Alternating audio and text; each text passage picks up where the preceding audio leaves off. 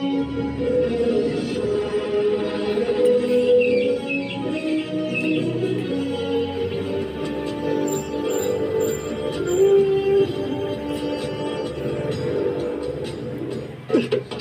Tay!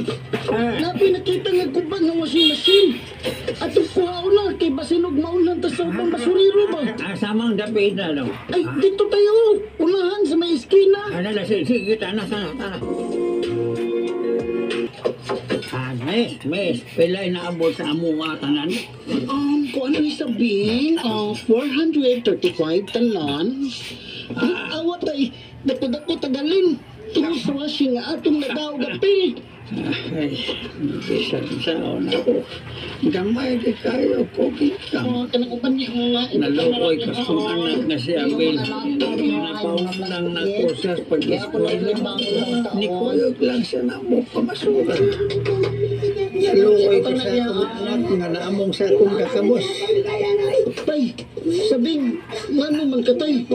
Wala git kay tingog-tingog. Huwag ka nalipay tay. Nananalipay malanak. Pero naluoy ko ni mo. Kaya pag-eskwela sa imong giatiman ron, dili ang pagpamasura.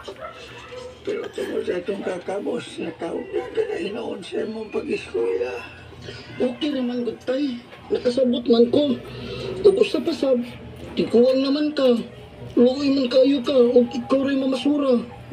Sa kabuutan ni mo anak. Tara, adto sa plaza. Palitan di kag paborito ni mong wik-wik.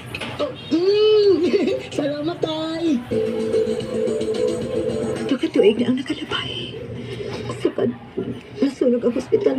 Pagnawa na ko ang ako anak. Hanggang karoon. O pagyapon na tinukon. Naapil bagay pagkasunog. Masayang kong buhit ka ba, anak?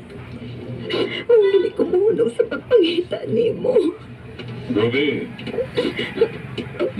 Isa man. Agdod magkaroon, dili paghihapon makadawat ka nga patay ng imong kanan. Ito na katuwing na kalabayan na. O panahon na siguro nga dawato mo na lang ang kamaturan. Masulti ka lang, anak, daddy. Huwag kay bisan ka nusta. Huwag ni mo bahala ang imong apo. Usa kas mabasulin ni tanan. Tungod ka sa sinugdanan pa lang. Huwag ni mo nadawat ang iyahang amahan. Lagkip na ang imong apo. Ang dad. Kayasta ko. Nagduda nga doon kay kalabutan sa nitabo sa ospital.